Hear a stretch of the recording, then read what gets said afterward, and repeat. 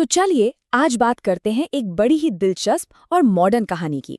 ये कहानी है एक परिवार की, उनकी उम्मीदों की और दरियादिली की उस छिपी हुई कीमत की जो कभी कभी चुकानी पड़ती है। ये कहानी एक ऐसे घर की है जहां सुबह का नाश्ता सिर्फ नाश्ता नहीं बल्कि एक बहुत बड़ी प्रॉब्लम बन गया था। तो कहानी की शुरुआत होती है कहाँ से? एक सास की अपनी बड़ी बहू प्रीति से की गई इस शिकायत से। सुनने में तो ये एक छोटी सी बात लगती है ना?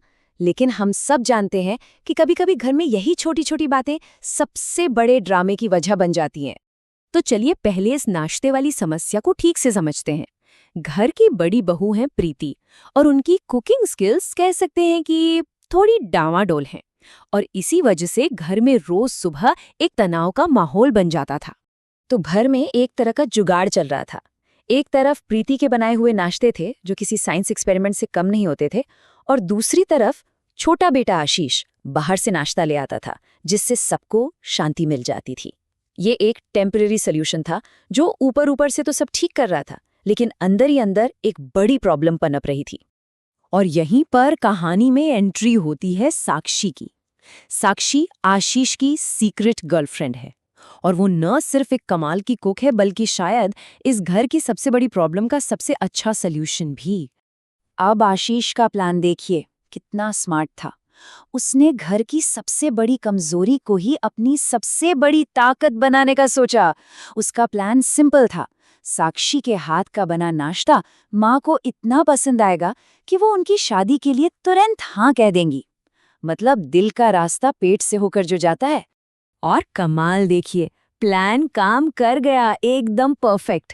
साक्षी का नाश्ता एक हिट साबित हुआ। माँ इतनी खुश हुई कि आशीष और साक्षी की शादी फटाफट हो गई। एक पल को तो लगा कि चलो घर की सारी मुश्किलें खत्म। लेकिन क्या सच में ऐसा था? कहानी यहाँ खत्म नहीं हुई।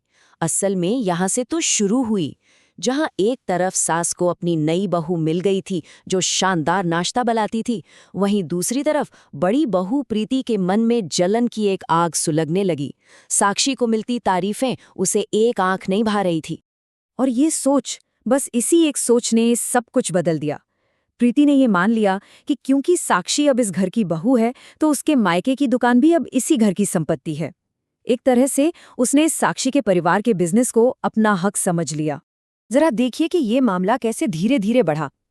पहले हफ्ते भाई के बच्चों के लिए मिठाई, चलो कोई बात नहीं।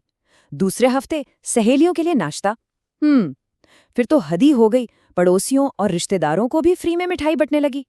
और आखिर में बिना पेमेंट के 5 किलो लड्डू बहन के ससुराल भेज दिए गए।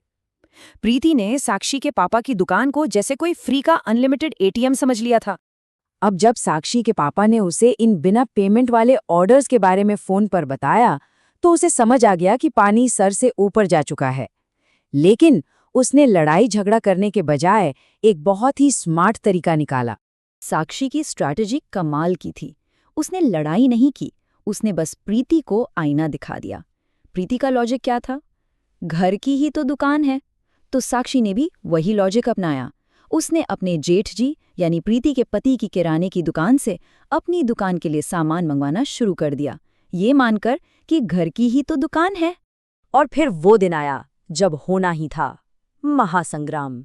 जैसे ही प्रीति को पता चला कि साक्षी उनकी किराने की दुकान से सामान अपने मायके भेज रही है, उसने घर सिर पर उठा लिया।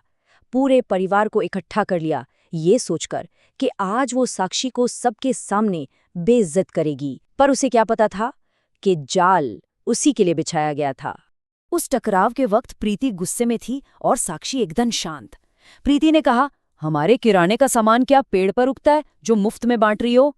साक्षी ने बड़े आराम से जवाब दिया, और मेरे पापा की दुकान में मिठाई और लड्डू भी पेड़ पर नहीं उगते। उसने प्रीति के हर तर्क को उसी के तर्क से काट दिया।